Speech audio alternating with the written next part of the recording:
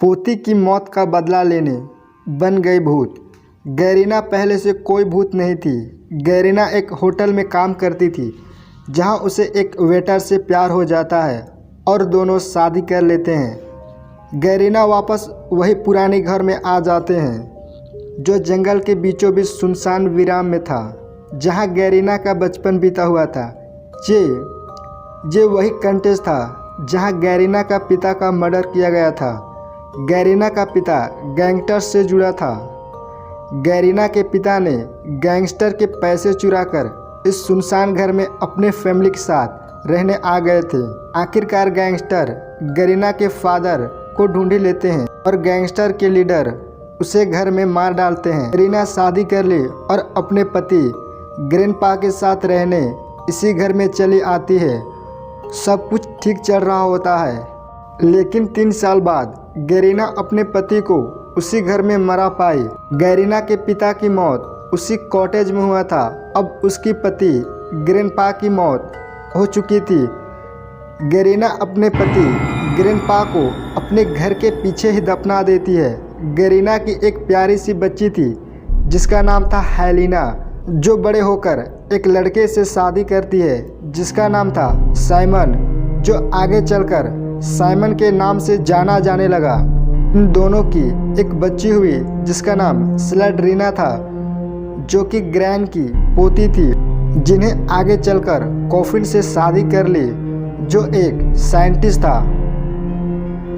बचपन में ही Helena corrupt हो गई थी, इसी वजह से उनकी बच्ची काले जादू पर विश्वास करती थी।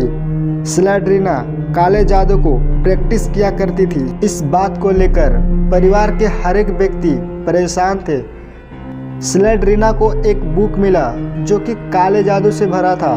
उसे एक ऐसी चीज लिखी थी जिसे स्लेड्रीना की जिंदगी बदलने वाली थी।